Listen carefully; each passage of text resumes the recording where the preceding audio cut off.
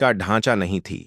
वह उसके लिए एक सवाल थी, एक चुनौती थी, और कहीं न कहीं एक सपना भी। दिन भर सड़क किनारे बैठकर जूते पॉलिश करते हुए भी उसका मन वहीं अटका रहता था। ब्रश उसके हाथ में चलता रहता, लेकिन दिमाग मशीनों के भीतर घूमता रहता। लोग आते, जूते चमकवाते और चले जाते। कोई उसके चेहरे की तरफ ठीक से देखता भी नहीं था। सबके लिए वह बस एक गरीब बच्चा था, जिसे दिन के अंत में कुछ सिक्के मिल जाएं, वही काफी था। शाम ढलते ही जब दफ्तरों की लाइटें जल उठतीं और कर्मचारी अपने घरों की ओर लौटने लगते, तब आरव भी अपना छोटा सा सामान समेटता। उसके कदम तेज नहीं होते थे, लेकिन मन में एक बेचैनी रहती थी। उसे जल्दी थी, क्योंकि रात उसका असली स्कूल होती थी।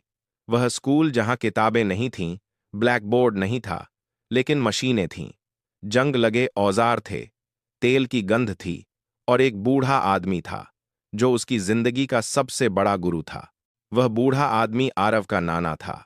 शहर के एक पुराने मोहल्ले में तंग गलियों के बीच उनका छोटा सा गैराज था। टिन की छत, दीवारों पर जमी ग्रीस, कोनों में पड़े टूटे पंखे, पुराने जनरेटर और अधखुले स्कूटर।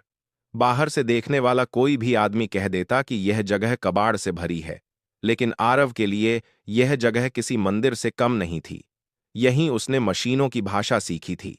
नाना कभी इसी आर्यावर्त रोबोटिक्स में सीनियर इंजीनियर हुआ करते थे। वे उन दिनों के गवाह थे, जब वेदांत मल्होत्रा एक छोटे से कमरे में बैठकर कंपनी का सपना देखा करते थे। लेकिन समय बदला, रिश्ते बदले, और नाना इस दुनिया से बाहर हो गए।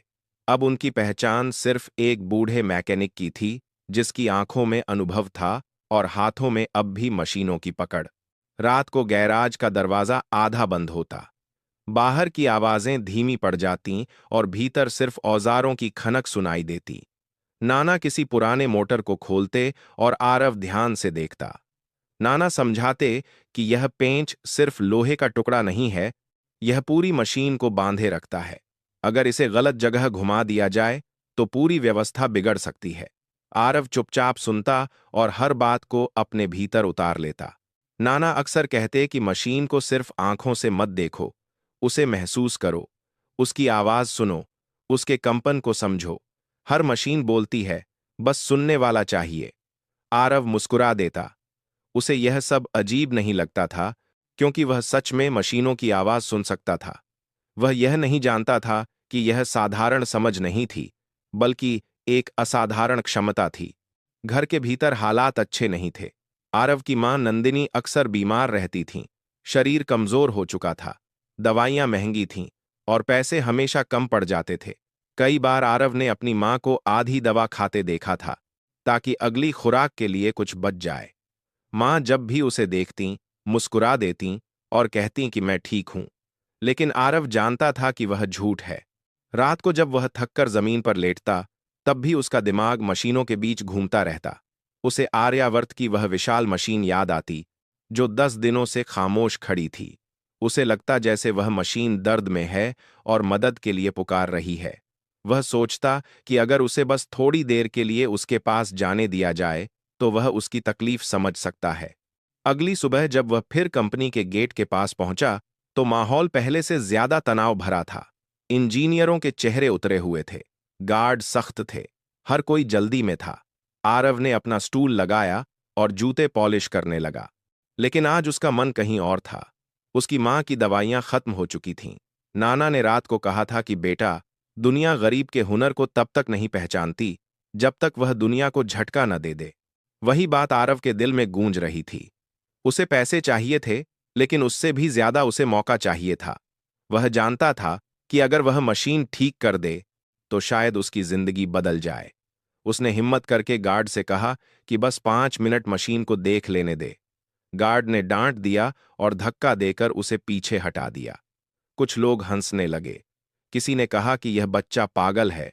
किसी ने कहा कि इसे तो लैपटॉप भी चलाना नहीं आता होगा। आरव ने कुछ नहीं कहा। वह चुपचाप उठकर एक कोने में बैठ गया। उसके घुटनों पर धूल थी, कपड़े और गंदे हो गए थे, लेकिन उसकी आंखों में अब भी वही चमक थी। वह भीतर ही भीतर तय कर चुका था कि वह हार नहीं मानेगा, क्योंकि उसके लिए यह सिर्फ एक मशीन नहीं थी, यह उसकी मां की दवा थी, यह उसके नाना की इज्जत थी और शायद उसकी अपनी पहचान भी। उसे नहीं पता था कि यह जिद, यह खामोश भरोसा उसे उस दरवाजे के भीतर ले जाने वाला है जहां से उसकी जिंदगी हमेशा के लिए बदलने वाली थी। उस दिन दोपहर के बाद का समय था। सूरज ऊपर था, लेकिन आर्यावर्त रोबोटिक्स के भीतर अंधेरा और भारीपन पसरा हुआ था। मशीन सेक्शन में बार बार अलार्म बज रहा था और हर बार वह आवाज लोगों के दिलों की धड़कन और तेज कर देती थी। इंजीनियरों के चेहरे थके हुए थे, आंखों में नींद नहीं बल्कि डर था। डर इस बात का कि अगर आज भी कुछ नहीं हुआ तो कल क्या होगा, यह कोई नहीं जानता था। आरव बाहर फुटपाथ पर बैठा सब देख रहा था। अब वह जूते पॉलिश कम कर रहा था और कंपनी की तरफ ज्यादा देख रहा था। उसे ऐसा लग रहा था जैसे मशीन उसे बुला रही हो। हर बार जब लाल लाइट चमकती, उसके भीतर कुछ चुभता। वह खुद से कहता कि यह मशीन खराब नहीं है, इसे जानबूझकर रोका